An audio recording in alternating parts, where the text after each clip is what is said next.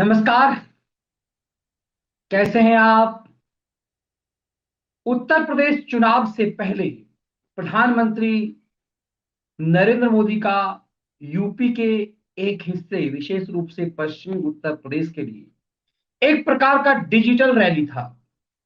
और उसमें यह साफ दिखा कि इतना सब कुछ करने के बाद जिस तरह से एग्जाम में उतरने से पहले छात्र डरा हुआ होता है, वैसे ही बीजेपी कहीं ना कहीं डरी हुई नजर आ रही है, लेकिन किसी भी मोर्चे पर छोड़ने के मूड में नहीं है।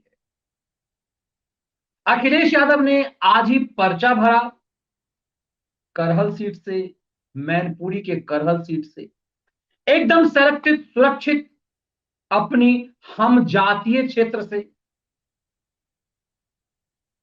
और जो ही उन्होंने पर्चा भरा तो ही बीजेपी ने यह घोषणा की कि हमने भी करहल सीट से अपने जाबाज को मैदान में उतार दिया है। अब इस बात को देखिए कि यह माना जा रहा है कि स्वामी प्रसाद मौर्य मैदान छोड़ने के चक्कर में है, क्योंकि पडरौना से जहां से वो लड़ना चाहते थे, वहीं कांग्रेस से, राज परिवार से आए कांग्रेस के आरपीएन सिंह मैदान में उतरे थे। आरपीएन सिंह वैसे तो पिछली बार चुनाव हार चुके हुए हैं, लेकिन तब वो कांग्रेस से थे और कांग्रेस को तो देश ने ऐसे ही रिजेक्ट कर दिया हुआ है। अब की बात वो टीम मोदी के तरफ से हैं और राज परिवार से हैं, तो वो पॉजिटिव चीजें हो गई। तो स्वामी प्रसाद मौर्य मैदान छोड़ने के मूड में थे, अभी भी मैदान छोड़ने के मूड में हैं, जद्दोजहद कर रहे हैं। अखिलेश यादव के बारे में भी कहा जा रहा था करहल से घोषणा तो कर दी है, लेकिन वो इंतजार कर रहे थे कि बीजेपी पहले उम्मीदवार की घोषणा इन क्षेत्रों से कर दे। लेकिन बीजेपी अखिलेश यादव का इंतजार कर रही थी कि अखिलेश यादव कब मैदान में उतरते हैं। और अखिलेश जो ही मैदान में उतरे, करहल सीट से बीजेपी ने उम्मीदवार उतार दिया, देश के कानून राज्य मंत्री को। अब सोचिए कि इस मामले में एसपी बघेल को ये पूरे मैदान में मैदान छोड़ करके ऐसा क्यों किया है बीजेपी ने कि कानून राज्य मंत्री जो बीजेपी के एमपी हैं, 5 बार के एमपी हैं। और मैं जब उन्हें देख रहा था, अब देश के कानून राज्य मंत्री को जिस तरह से मैदान में उतार दिया है, इसका मतलब साफ है बीजेपी लड़ाई कमतर आंकने के चक्कर में नहीं है। बीजेपी ऐसा नहीं कि नरेंद्र मोदी और अमित शाह की टीम इस हाल में चीजों को नहीं छोड़ना चाहती किसी भी तरीके से, कि कोई ऐसा उम्मीदवार जो परंपरा पहले थी कि राहुल गांधी, सोनिया गांधी, मुलायम सिंह यादव, मायावती, इन सबको टाइट फाइट नहीं दिया जाए, इन सबके सामने मजबूत उम्मीदवार नहीं खड़ा किया जाए। दरअसल टीम योगी, टीम मोदी ये चाहती है कि हर हाल में उन जगहों पे फाइट देके उन्हें हराया जाए। दरअसल ये लड़ाई सिर्फ इस स्तर पर नहीं लड़ा जा रहा है कि बीजेपी की सरकार बनानी है, लड़ाई इस स्तर पे नहीं लड़ी जा रही है कि बीजेपी की सरकार बनानी है, और मुर्गा वहां पर भी हर कुछ नहीं कर दिया जाना है। इसीलिए एसपी बघेल को उतारा गया है। और एसपी बघेल मेंबर पार्लियामेंट है 5 बार के। और इंटरेस्टिंग ये कि वे अखिलेश यादव के अब्बा जान के बहुत प्रिय रहे हैं एक समय में। अखिलेश यादव के अब्बा जान ने भी उन्हें अपनी सरकार में मंत्री बनाया था। आगरा में दारोगा रह चुके हुए, और दारोगा से मंत्री, देश के कानून राज्य मंत्री तक का सफर बघेल का बहुत प्रभावशाली है। वो दलित समुदाय से आते हैं, जो जातिगत संरचना है उसके मुताबिक भी हर हाल में ये फाइट इसी रूप में देना चाह रहे हैं। दरअसल बघेल, इस पूरी लड़ाई में बघेल को इसीलिए उतारा गया है कि ये जो वहां का जो जातिगत समीकरण है, उस जातिगत समीकरण को तोड़ा जाए। और माना जा रहा है कि अंदर खाने अखिलेश की बर्बादी की कहानी मायावती भी लिख रही है। मायावती को यह लग गया है कि वो चुनाव में निर्णायक भूमिका में नहीं है, इसीलिए पूरे चुनाव में कहीं ना कहीं मायावती, ऐसा लग रहा है कि उस सीट से दलित, चूंकि एक बहुत बड़ा वोटर है दलित समुदाय का, जो मायावती का सपोर्टर माना जाता रहा है। और एसपी बघेल पहले, इससे पहले बीएसपी में थे, मतलब सपा से बसपा, और बसपा से 2014 की मोदी लहर में वो बीजेपी में शामिल हो गए। 2014 से लेकर 2017 तक वो केंद्रीय राजनीति में एमपी थे, और एकाएक जब प्रदेश में योगी आदित्यनाथ की सरकार बनी तो उस दौरान उनकी टीम में भी मेंबर वो मंत्री में रहे। मतलब एसपी बघेल एक मजे हुए उत्तर प्रदेश के नेता हैं, और वो 80 सीट से चुने हुए सांसद हैं, 5 बार के सांसद हैं।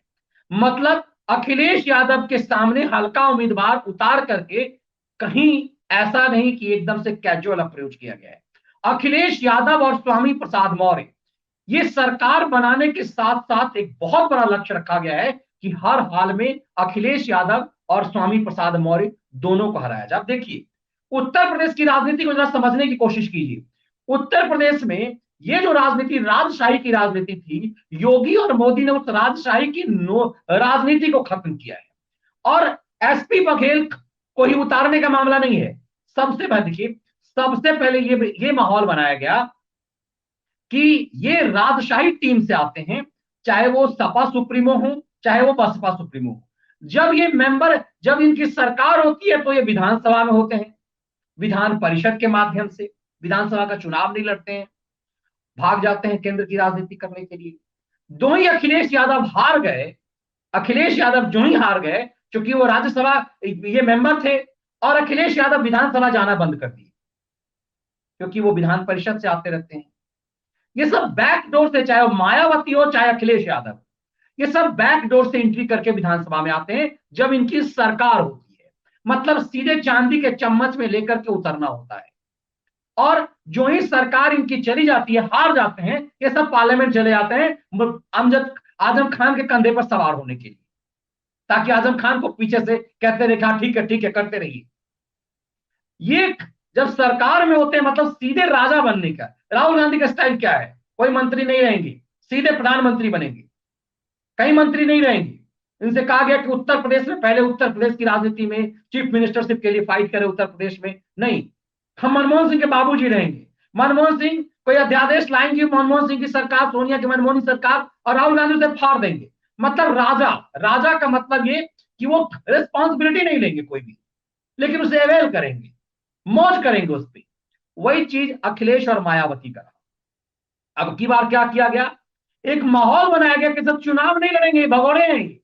तो सबसे पहले अखिलेश यादव को फंसाया गया कि अखिलेश बाबू आ जाओ, पहले विधानसभा का चुनाव तो लड़ो, पहले विधानसभा का चुनाव तो लड़ो। अब अखिलेश यादव आजमगढ़ छोड़ करके विधानसभा चुनाव लड़ने के लिए आ गए करहल सीट, जहां यादव और मुस्लिम बहुत है। अब यह माना जाता है कि चूंकि आजमगढ़ योगी बाबा के बगल के का विधानसभा क्षेत्र है, इसीलिए योगी वहां जबरदस्त पटकनी दे सकते हैं, बड़ा जबरदस्त प्रभाव है योगी आदित्यनाथ का। कहा जाता है गोरखपुर सराउंडिंग में मुस्लिम समाज में भी योगी आदित्यनाथ का जबरदस्त प्रभाव है, इसीलिए आजमगढ़ में उनकी हार हो सकती है उन सब क्षेत्रों में।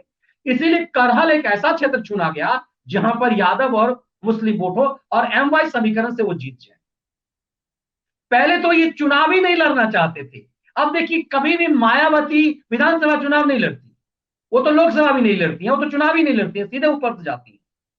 और अखिलेश यादव विधानसभा चुनाव नहीं लड़ते, अखिलेश यादव सीधे मेंबर ऑफ पार्लियामेंट बनते हैं जब वो विपक्ष में रहते हैं, और जब पार्टी की सरकार बन जाती है तो वो सीधे विधान परिषद से आकर के सीएम की कुर्सी पर बैठ जाते हैं। अब की बार इन सब चीजों को खत्म किया गया। अब उन्होंने कहा हमने करहल सीट से हमें चुनाव लड़ना है, घोषणा हुई, लेकिन कभी भी पलटी मार सकते हैं। जैसे स्वामी प्रसाद मौर्य झगड़ा कर रहे, नहीं नहीं हम अब पटरौना, पहले बीजेपी उतार तो दे, पटरौना से कौन उतार रहा है, और बीजेपी इंतजार कर रही है, भैया स्वामी प्रसाद मौर्य पहले तो मैदान में उतर जाओ, फिर हम उम्मीदवारी तय करेंगे। बीजेपी हर जगह पर उम्मीदवारी तय कर रही है, लेकिन जहां जहां ये मठाधीश हैं वहां इंतजार कर रही है बड़ी मार मारने की। इसीलिए जो ही आज सुबह से ही करहल सीट पर घोषणा हुई कि अखिलेश यादव चुनाव लड़ेंगे, वहां से ऐसे उम्मीदवार को उतारा गया जो बहुत प्रभावशाली है, जिसका दलितों में जिसका अपनी बैठ है। अब जो सोचिए, किसी भी पार्टी में रहते हुए लगातार 5 बार से सांसद, चाहे वो एसपी में रहा हो, समाजवादी पार्टी में, बीएसपी में रहा हो, या बीजेपी, 2 बार से तो बीजेपी में, और इससे पहले 3 बार वो सांसद रह चुके हैं एसपी और बीएसपी। इसका मतलब है उस आदमी की अपनी व्यक्तिगत पैठ भी है, दलितों में पैठ है और अपने समाज में पैठ है, इसीलिए जबरदस्त वोट से वो आगरा से जीत करके आए। और वो देश के कानून राज्य मंत्री है, एक बड़ा पद कानून राज्य मंत्री का होता है। ऐसे व्यक्ति को, वो एससी मोर्चा के अध्यक्ष रहे उत्तर प्रदेश में शुरुआत में बीजेपी की टीम आते हुए, ऐसे व्यक्ति को उतार करके ये साफ कर दिया है नरेंद्र मोदी और योगी ने कि उत्तर प्रदेश में अखिलेश यादव की लड़ाई आसान नहीं होगी।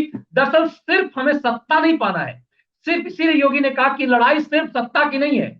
उन्होंने कल इसीलिए कहा कि मतलब इस बात की नहीं कि हमारी सरकार होनी चाहिए, उन्होंने सीधे सवाल उठाया कि इन्हें वोट क्यों मिलना चाहिए, इन्हें सीट क्यों मिलना चाहिए। तब समझेंगे कि दरअसल योगी की प्लानिंग में दरअसल ये योगी के टेस्टेड हैं और मुलायम सिंह यादव के बहुत दुलड़ुआ रहे हैं। तो ये साफ है कि समाजवादी पार्टी के आप असल लड़ाई कब लड़ते हैं। राम ने अब जीत तभी हासिल की थी जब उनके हिस्से में विभीषण आए। आप बड़ी शक्ति के बाद भी आपको ऐसा कोई चाहिए, इसीलिए घर का भेदिया लाया जाता है। राजीव गांधी की बर्बादी की बड़ी कहानी किसने रची? विश्वनाथ प्रताप सिंह ने। मतलब 425 सीट वाली कांग्रेस को सीधे धूल चटाकर बर्बाद कर दिया, क्योंकि विश्वनाथ प्रताप सिंह को राजीव गांधी ने भरोसे से बनाया था देश का रक्षा मंत्री, और विश्वनाथ प्रताप सिंह सिर्फ झूठ ही बोलते रहे, सिर्फ झूठ बोल करके खेल कर दिया। तो भेदिया इतना खतरनाक होता है। तो दरअसल मुलायम सिंह यादव के पारिवारिक आदमी रहे हैं और खार खाए हुए, इसीलिए अखिलेश की बर्बादी की कहानी अखिलेश का खेल करने के लिए उतारा गया है। इसकी उम्मीद ज्यादा है कि अब ये चुनाव अखिलेश यादव हारेंगे, क्योंकि फाइट वहां, मतलब आपने अपने देश के राज्य, आपने किसको दांव पे लगाया है? आप अखिलेश को हराने के लिए देश के कानून राज्य मंत्री को दांव पे लगाए। ये बड़ी बात है। इसका मतलब है कि करहल की लड़ाई को योगी और मोदी बहुत बड़ी लड़ाई करने वाले हैं और अखिलेश यादव को हराना सबसे बड़ा मुद्दा है। इसीलिए योगी ने कहा कि मतलब इसका नहीं है कि उत्तर प्रदेश में जीत किसकी होगी, मुद्दा यह है कि ऐसे लोग जो दंगाई हैं, जिनके समय में राम मंदिर राम सेवकों पर गोली चली हो, जिसके खून से इनकी टोपी का रंग बताया कि सफेद रंग से लाल रंग हो गया, क्योंकि ये राम भक्तों की हत्या का उसके खून का रंग है। और इतना ही नहीं, वे कह रहे कि पुरानी बातें मत याद दिलाओ। क्यों नहीं याद दिलाएं?